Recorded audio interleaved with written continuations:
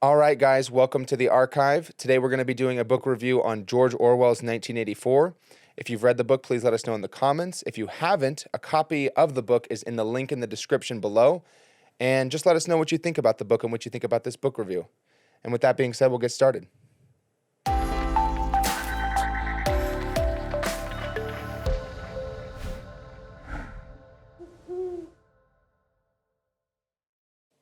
So 1984 is a dystopian future science fiction novel.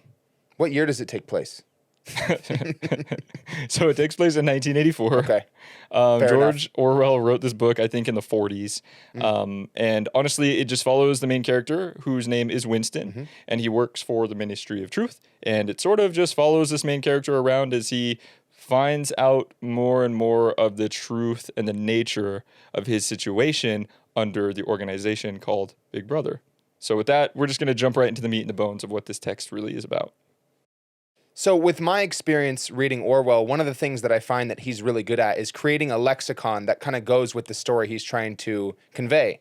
And one of the ideas that really sticks out to me is the idea of Big Brother. I actually think it's this perfect archetype to represent what it is, because it's this totalitarian regime that's always watching you, it's always judging you, and it can literally cast the ultimate judgment on you. And that's perfect because, you know, it could have so easily been Father, because Father is also like a overbearing, judgmental force, but you kind of associate fatherliness with something that wants the best for you, something that wants to guide you in the right direction, whereas Big Brother is more like, you know, kind of pushing you around because he can. He knows that you'll acquiesce because he's bigger than you. So I just thought that was the perfect word to represent what the government was. Right, because it's this hyper-authoritarian regime that literally has control over everything.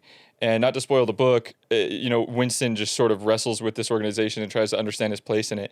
So he works for a place called the Ministry of Truth, and there is a giant concept in 1984 called Doublespeak and Doublethink, which is basically just cognitive dissonance. Right. It's basically just thinking and saying things that you don't really mean, holding certain beliefs on one hand, but then totally believing other beliefs at the same time that sort of contradict those beliefs, and also not having the critical thought capacity to really question that. Yeah, or even the language or the words to even conceptualize the idea like of rebellion or something that would, just the thought patterns that would allow you to even go against the government don't even exist anymore because they've literally removed them. So we'll jump into that in just a moment. That's Newspeak. That's a concept in the book called Newspeak. Yeah. But on the Ministries, so he works for the Ministry of Truth, and through Doublespeak, the Ministry of Truth is actually a ministry of disseminating lies and controlling information in media.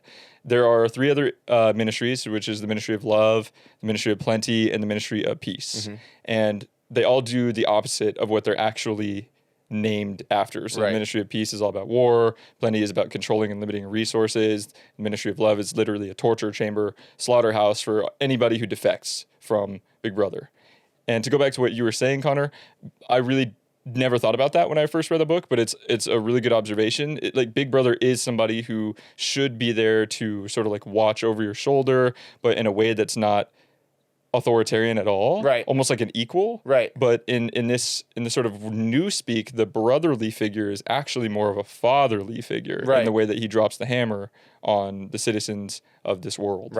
So that was really something that I thought was profound that I never actually noticed. So thanks for bringing that up. No problem. You did mention Newspeak. Yes. So again, Newspeak is, not to spoil anything, but in general, Newspeak is a new dictionary, a new lexicon that's being created in order to subjugate and further control the minds of the people who live in this social construct.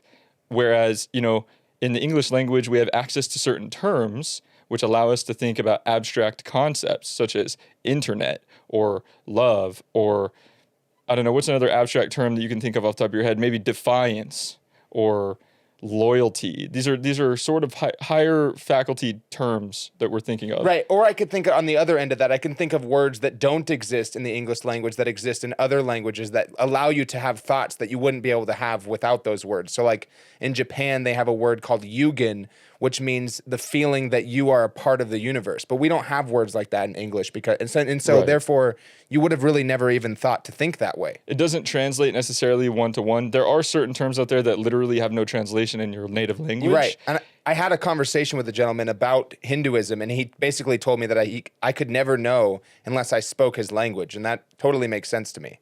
Right. And so Newspeak is an attempt, it's sort of a very postmodern philosophical approach at controlling information in order to control the output of your social class that you're trying to maintain control over. And one aspect of the book that I really thought was interesting is Winston works for the Ministry of Truth, and it's his job to go around and basically take newspapers and videos and any propaganda, basically, and completely erase them from history, and then to pump out new propaganda almost sometimes days, weeks, or months after the original papers or whatever it is was disseminated, in order to keep people confused. Right, which kind of is the reason why he has to be the main character, because he's kind of got that inside look of what's really going on, because he works for the company that's literally destroying any information that goes against the overarching narrative of the regime. Right.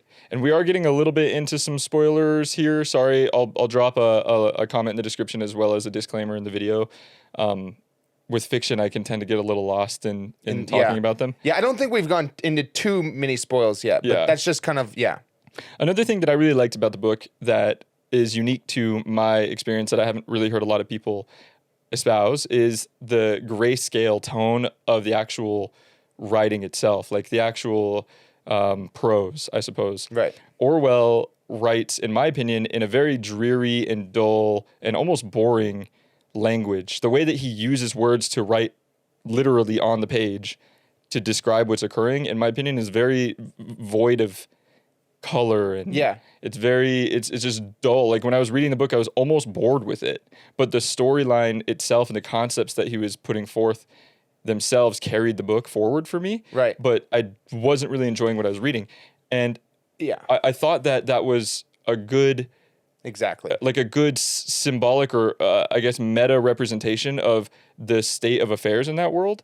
because it almost put me there more so than the words themselves, was the way I felt he wrote the book. Yeah, he's purposely trying to align the writing style with the motifs of the book. And you can tell that when you go read other books by Orwell, like Animal Farm, which has this really lively, really sprightly kind of verbiage. And it's just so radically different than 1984, which, like you said, is kind of like this dreary, gloomy feel. And it's supposed to be like that by design. It was a really great technique of writing that he used. I don't know what the actual term is for it, the literary device, but whatever it was, it really pulled the book together for me in the end, because without the concepts themselves and sort of relating this book to potential futures in reality, I may not have actually carried it all the way to its end, but it was worth the read.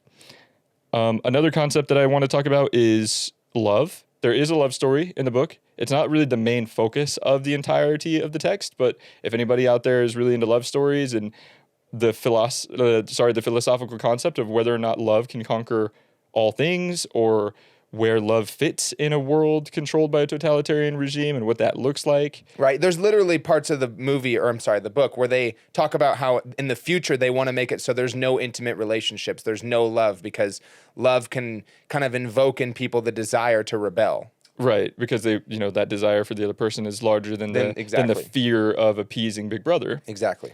And to go into that direction, I mean, this book really dives into some major concepts about loyalty and family bonds and ties to people, and what fear can do to an individual, what it can actually do in terms of the social order of things. Also, subservience to a regime that lies to you constantly but makes you feel like it's truth, to the degree in which 3, 4, 5 generations down the line, nobody knows what's true and nobody knows what's false anymore, to the point in which they can't even question what's true or what's false, sort of like a simulation. So there's a book out there that's totally unrelated called Simulation and Simulacra, I think. It's a postmodern book. Go check it out. I'll leave a link in the description. But in that text, the concept is sort of, you get so deep into something that's simulated enough times to the point where you don't know what's simulated and what's real, to the point where that's not even a question you can ask anymore. And this book really painted that picture for me. Right. And I think one of the things I really appreciate about the book is that I could tell that George Orwell was really trying to answer the question as he was writing it of how much can you really do when you're living in fear or when you're programmed to be a certain way? Like, to what degree do humans have the capacity to fight that in those situations? And I just thought that that was cool. It didn't seem like he had come to a conclusion before he wrote the book and then wrote it based on that conclusion. It seemed like he was really trying to explore the psychology of that as it was transpiring. Right. And so all of these concepts kind of being explained here, there's a lot more going on in the text, so you should check it out yourself. But that does lead me to, why is this book important? Why do we feel like you should read it, and what did it do for me and for you?